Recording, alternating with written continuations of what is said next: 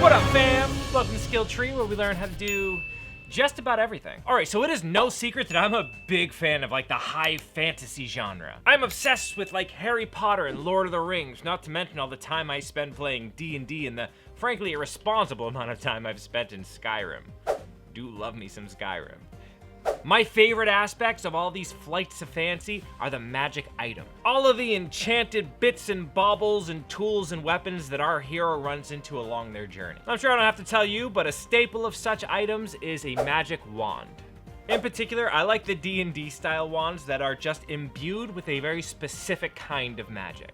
A wand that any adventurer along their path, whether they're innately magical or not, can pick this thing up and they have a magical item that can do the spell they need. Like Wand of Lightning Bolts. Or, for our purposes here today, the Wand of Fire Bolts. That's right, fam! As a follow-up to the last hero skill we did, which was Gambit's playing cards, we are going to be crafting ourselves a mighty Wand of Flames. I'm super excited about this, in case you can't tell.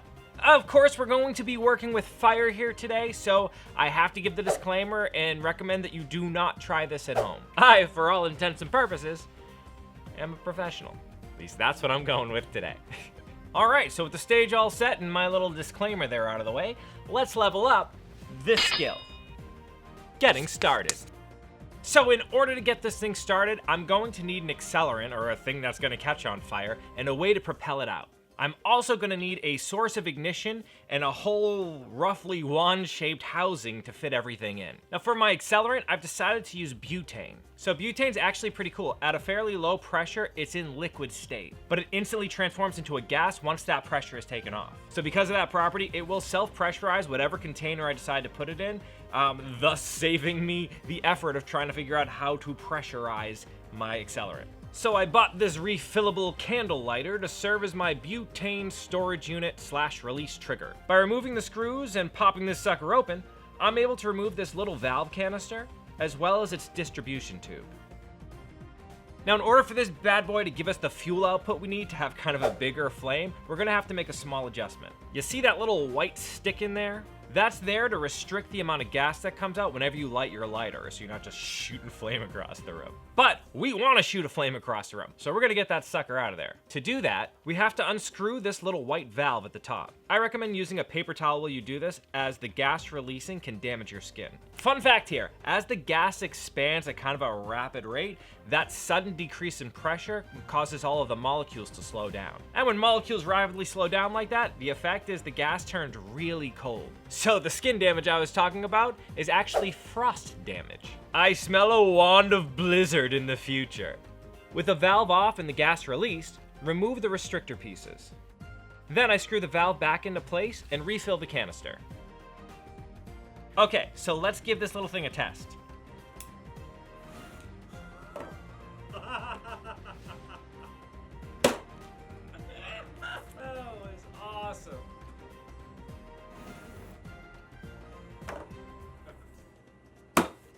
Fam, I honestly cannot believe how well that works. I was shocked. Again, don't try this at home. That fire was huge. All right, so that's the fuel side of our little fire triangle firmly taken care of. For my ignition source, I bought this arc candle lighter from Amazon. In case you're looking for such a candle lighter, we'll link in the description below. This thing's really cool actually. It has fancy charge indicator lights and a satisfying little clicky button that turns on this badass little arc between these tines. That constant little arc of electricity should be all the spark we need to get this fire going. Finally, for the actual wand bit of it, I have this tin whistle. The metal can handle the heat and it's vaguely wand shaped. So here's what I'm thinking. I'm thinking I'm gonna mount these two kind of one on top of the other, right? So this way, the little trigger to pull on the, to let the accelerant out is right here in my finger. And then the button to light up this bad boy is up at the top. So I'm basically just kind of going like this. So I have to figure out how to make a body to hold all this together and make it look good so it's not just like things taped together. And I also want to run this up through my little tube here. Problem is the little head that the spark goes between is a little big. So what I think I'll do is I'm going to take that little head off, and there are, it looks like just wires that run up and make that arc between. So I have some leftover copper wire. I'm gonna use that, run those up the sides, put them on either side so that the arc goes across, and maybe I can feed it up that way and kind of get more distance. Because I really like this shape. The shape is very wand-like, I think. All right, so yeah, that's my plan. Put these two together, find a body to put in there, and then kind of get this on top of here and extend these leads. Let's do it. Figure it out. So as the title of this one kind of states, I'm kind of just figuring out how I'm gonna put this thing together right now. So I'm gonna start by removing that top. I think that'll help everything kind of fit in to that wand whistle thing I'm using. This small screw is the only thing holding the head in place. Removing it exposes the leads used for the arc. Using a pair of pliers, I carefully remove the leads. As you can see, they're just small wires. All right, with that off the way it is and my little accelerant canister kind of figured out, I'm a little bit antsy to give this a shot. I don't want to go too much further without trying it, because if it doesn't work, I don't want to put all the work in and build the thing and, you know, it doesn't work. So let's give that a shot. All right, so I've taped all my parts together in roughly the shape it's going to be in and ran my accelerant hose to just beneath the arc.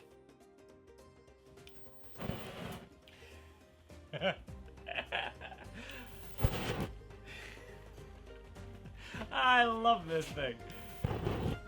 All right, so clearly this is a success. This works. This works well. This works really well. Cool, so now I'm gonna build the kind of leather casing for this. I'm gonna extend this a little bit so that it'll fit inside of my wand. And yeah, I will never, ever, ever get tired of that. So as I mentioned, I think I can use leather for the casing of all the internal handle parts. It'll look cool, it's really easy to shape, and to be honest, I just happen to have a lot of it around. So first, I wrap the wand guts in some plastic to protect them. Then I dip some 4-ounce leather into some warm water. When you wet leather, it becomes pliable. Then you can shape it how you please, and it'll retain that shape once it dries. This is called wet forming. I wrap the softened leather around the assembly and start to press and mold it into shape. Once done, the leather is taken on the exact shape I need to house these parts. Now I just need to leave that to dry. And that leather bit was the last kind of missing puzzle piece to my planning phase here. With that test, I could see how the accelerant's gonna work with the arc lighter, and I just needed a way to house it, and that was the very last piece I needed. So with that figured out, we can move on to assembly. To start, I carefully strip back more of the casing from the arc leads. Then I use some spare wire I had laying around and splice them onto said leads, adding electrical tape to hold and protect the splice. As you can see, my new leads now make the arc. Now I need to be able to position my accelerant hose so that it shoots the butane straight through that arc so it'll ignite. To do this, I grab the sprayer head from a spray bottle and cut a length of this tubing. Then I inserted my accelerant hose into it and taped my arc leads to the outside of it. Now that butane is gonna always release right through my ignition source. And the whole thing fits nicely into that little tin whistle body. Now speaking of that tin whistle, I decided to add some black spray paint to it.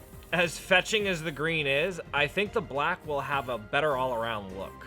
Alright, so at this point, my leather has dried into shape perfectly. Now I cut off the excess leather and begin punching my lace holes so I can sew it all together. Now notice how my holes are only in the bottom and in the stem bit. I want to keep the back open so that I can get the butane and the little arcer out so I can recharge them as I need. I also need to keep that little front area open for the trigger. Oh, I almost forgot, speaking of openings. I also have to mark where my power button sits and punch a hole there as well. Cool, so to hold everything together, I'm gonna be going with a baseball stitch. This type of stitch brings the seams flush together and won't overly tighten the leather, making it too hard to cram all the guts back in. So to do this, I need a length of thread with a needle on each end. I send a needle through the first 2 holes and pull to even the thread out. Then I send them through the same holes one more time, just to lock the whole thing into place. Now, bring the right hand needle across and under to the next hole on the left side. Then do the same with the left needle, bringing it under and through the hole on the right side. Now just repeat that pattern all the way up to form this familiar baseball stitch. At the end, send both needles back through the last holes so that the thread exits through the back of the piece. Then just tie a knot and cut away any excess thread. Alright, and at this point, I think this is looking really slick. The stitching is attractive, I have space for the trigger, and my button is accessible. To finish up this wondrous wand, it's time to add some flair to it. So let's spend a little time and make it pretty. Now, in an effort to add a little detail to this piece, I've drawn on this little stylized flame on one side and a little alchemy circle on the other, both of which I carved using my Dremel. I learned I could do this while making my wizard hat. Link to that vid right up here. It just does a really good job on fine detail lines. Now, speaking of my wizard hat, as it is another magical item I've made and I quite like the color, I figured I could be a stylish wizard and match my wand to my hat. To that end, I'll be using this mahogany dye. This I just apply with a sponge brush. I'm also applying this gel antique to bring out my lines a bit more and show off some of the leather's natural character. Finally, I use some leather balm to add a nice glossy shine to the whole piece. So next, I need to cover up those holes that were in the flute. For this, I'm just going to use these silver rivet caps. I simply apply some hot glue to the back and stick them into place, covering up those holes. I wish I had some colored gemstones and stuff. Maybe I'll pop those little rivets off eventually and put different colored gemstones, but for now, super easy fix. All right, let's stick this all together. All of the insides can come out and then slide easily back in place, making recharging everything a breeze. My power button lined right up, everything fits snugly into place, and my accelerant trigger is accessible. It's perfect, but it still feels a little bit plain. I'm just gonna jazz it up just a little bit more. So first, I'm gonna wrap some thread around where the wand meets the handle. Just add a little bit of extra texture and kind of something to break up that space. Then using this silver Sharpie, I draw in a flowing little scroll work to fill in that empty space as well. And check this magnificent bastard out! I love the look of this. The leather has a really nice marbling kind of going through it, and the whole thing has this borderline steampunk feel, which I really dig actually. This is very cool. And check this out.